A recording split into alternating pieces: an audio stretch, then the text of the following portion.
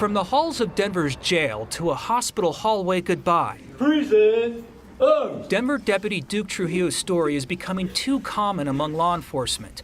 COVID took his life at age 33, as it did with fellow Deputy James Herrera and Windsor police officer Ty Powell. The virus has killed more police in Colorado and nationally this year than any other cause, including gunfire. The silver bullet we need for full recovery is to ensure maximum vaccination. In August, the city of Denver mandated vaccines for all 11,000 city employees. Out of more than 4,000 police, deputies, firefighters, and 911 operators, 425 submitted exemption requests, and the city granted nearly 90% of the requests, mostly on religious claims, including this one, released to us by the city, but not before denying us the rest, citing privacy. That one employee says, through prayer, my Christian conscience will not allow me to get the injection. The right to religious exemptions is fundamental. I support it, but it has never been absolute. Douglas Laycock has been lead attorney in 6 U.S. Supreme Court cases involving religious liberty. He also filed a supporting brief for the Colorado baker who denied a wedding cake to a gay couple. Of all people, Laycock actually supports government vaccine mandates. There's plenty of evidence that most of the current claims for religious exemptions are not sincerely religious. They are political or they are anti-vaxxer. Laycock says government vaccine mandates have stood up to court challenges since 1905. Courts will always side with saving people's lives, he says, over someone's religious claims. What's the best way for local municipalities that are instituting these vaccine mandates to kind of handle the religious claims? I think they need to stand their ground and be willing to be sued if necessary. The law is very much on their side.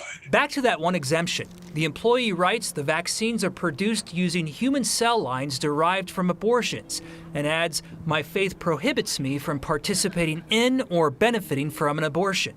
There's no fetal cells in these preparations. Experts say the COVID vaccines were actually developed using cell tissue derived from aborted fetuses in the 70s and 80s. They are the descendants, the progeny of these original fetal cells that have been grown in cell culture and have replicated over and over. And what about medical claims? You know, it's highly, highly, highly unlikely that you would be somebody that qualifies for a medical exemption because they're extremely rare. The city granted 29 medical exemptions in the Department of Safety.